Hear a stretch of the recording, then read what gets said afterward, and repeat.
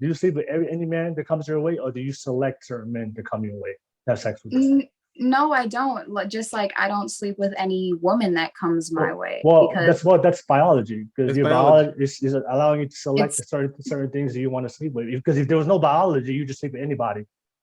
Yeah. If And there's I no was gonna difference, say, like, if well, there's no difference, you Yeah, sleep with everyone. so your biology, your nature, it's hardwired in you to be selective of what you're attracted to. That's biology. If there was no biology, say you just sleep with or anybody. it's just your personal preference and how you've been raised. Like biology is in your DNA and who you are. Like it's Right. nature versus Well, nurture. Nurture, like a lot of people, like there's a lot of theories that you're attracted to people. I don't even know like who said No, this. Like that you're attracted to people who like look like your parents, and it's like there's just so many Biology theories feature. of who Biology. there's so many Features. theories there Yeah. are so many theories on who you are attracted to, There- and that does there not are. matter. Well, yeah, That does yeah, not matter well, because you are attracted to who no, you're attracted no, to. well, I just don't like. Look, the way people look is based on how their biology is made up. That's how people. That's why we look all different.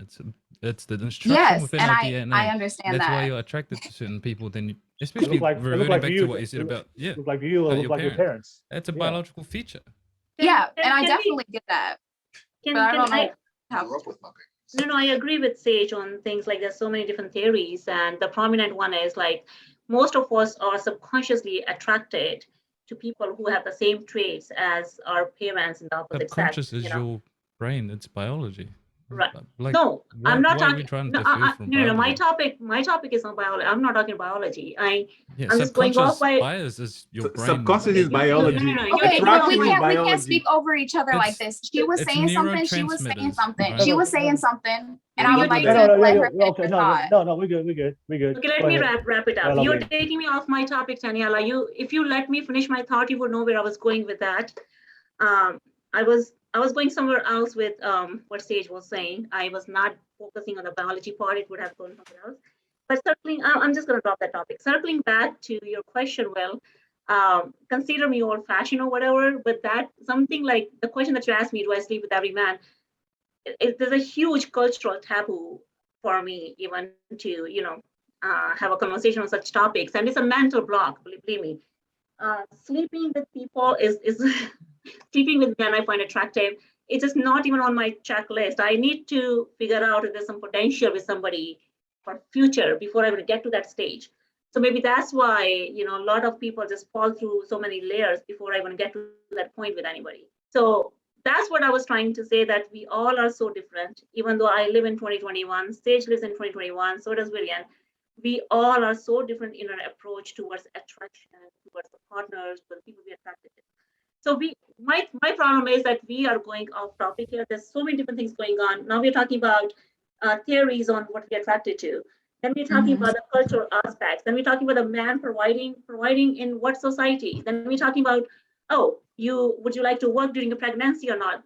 There's so many different dimensions of here. If I understand correctly, I think your main focus is about like maybe you guys are focusing more on like a hegemonic man. I believe in gender roles, okay? Though I do like the little bit fluidity.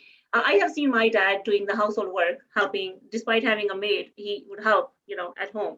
I've seen my brother doing the same. My husband did the same thing. At the same time, I do believe in clear gender roles. There are things that I would like my male partner, to do for me. I'm straight, so I can only speak on one experience. Mine is not like really varied experience as other guests. Right. So I believe in those clear gender roles, and those are my checklists running in my own head. And just going back to this whole conversation, we all have our own perspective on what we want in a person, and all of us will disagree on some of those things. And what I'm thinking is, maybe I learned it because I've spent so much time teaching young adults. Like maybe I changed. If we had conversation this topic maybe 15 years ago, I would be saying totally different things.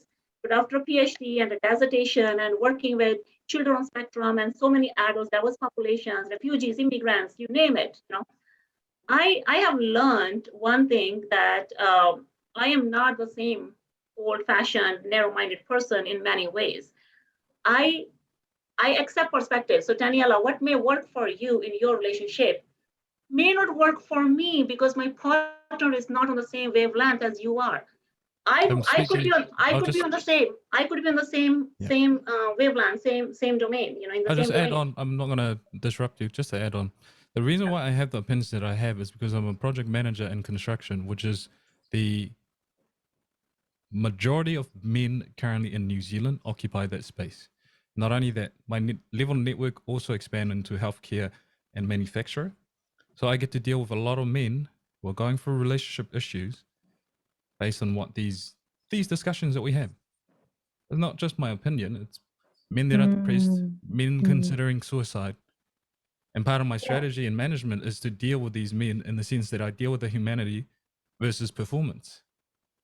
And Too it's much pressure, the hegemonic it's aspect not of man. pressure. Yeah. It's just men are told to be more vulnerable, more emotional, to create that fluidity where it's so unnatural to them that they cannot fully express. And when they do, they don't know how to regulate. That's where the gender roles come into play. That's where the Exactly. That's what I communication. mean. You divide. That's where the understanding, communication comes through. You see what you can do, what I can do. Mhm. That's what we have been saying from the beginning of this podcast. Like, if you just say like, this is what I can do easily, but this is a challenge for me. So what are your strengths? What you can do? That's all it takes. If your partner doesn't want to work, that's her choice and your choice. But at the same time, somebody saying like, I am too independent or whatever, I don't need a man. That's not right. I do want a partner and I do want him to do certain things.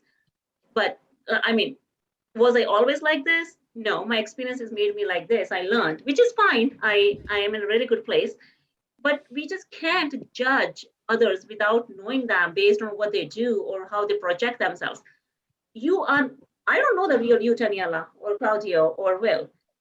Somebody who knows the real you would have spent time with you.